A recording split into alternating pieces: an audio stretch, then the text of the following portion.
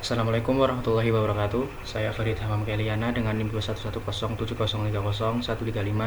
Pada kesempatan kali ini saya akan menjelaskan apa itu perilaku konsumen berkelanjutan sesuai dengan artikel yang Ibu Rika kirim. Yang pertama adalah pengertian dari perilaku konsumen berkelanjutan. Perilaku konsumen yang berkelanjutan adalah tindakan konsumen yang berdampak pada pelestarian lingkungan.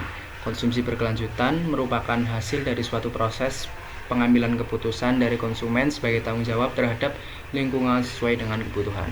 Seperti yang kita tahu, pada saat ini masih banyak orang yang hanya mengedepankan konsumsinya. Dia mengonsumsi dari sebuah produk namun tidak mengindahkan pelestarian lingkungan. Oleh karena itu perlu adanya didirikannya perilaku konsumen berkelanjutan.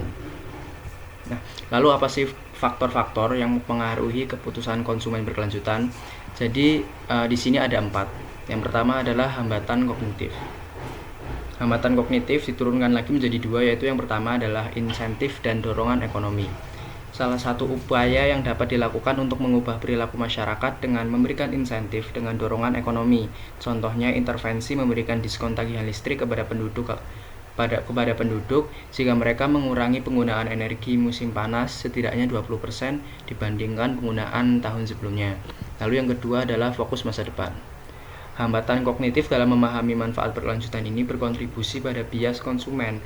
Saat ini adalah kecenderungan untuk memilih hasil yang mendekati kondisi saat ini ketika mempertimbangkan trade-off antara dua hasil. Salah satu cara untuk mengatasi bias saat ini adalah dengan membuat masyarakat mengadopsi fokus masa depan. Nah, lalu yang kedua adalah kesadaran diri. Nah, kesadaran diri ini diturunkan lagi menjadi 3. Yang pertama adalah memberi sinyal pada diri sendiri. Kekuatan motivasi dan memberi sinyal pada diri sendiri tentang lingkungan atau perilaku berkelanjutan berakar pada pengalaman evaluasi moral. Lalu yang kedua, identifikasi diri. Gagasan bahwa perilaku konsumsi masyarakat mempunyai peran dalam mendefinisikan konsep diri. Yang ketiga adalah identifikasi sosial. Orang cenderung meniru perilaku yang memperkuat identitas kelompok dan ikatan mereka dengan kelompok. Yang selanjutnya adalah pengaruh dan norma sosial. Nah, pengaruh dan norma sosial ini diturunkan menjadi 2. Yang pertama ada norma deskriptif dan injungtif. Norma deskriptif dan injungtif membuat maksud dari pemberitahuan akan lebih mudah dipahami dan diterapkan oleh masyarakat. Yang kedua adalah bukti sosial. Bukti sosial adalah jenis norma sosial deskriptif yang memberikan bukti tentang bagaimana orang sebenarnya berperilaku. Contohnya menggunakan pamflet dengan gambar seseorang memilah sampah, maka masyarakat akan memiliki pandangan seperti apa memilah sampah yang benar. Lalu yang terakhir adalah karakteristik produk dan perilaku berkelanjutan. Produk berkelanjutan mempunyai karakteristik tertentu yang memberikan manfaat bagi lingkungan dan masyarakat secara keseluruhan selama penggunaan dan pembuangannya.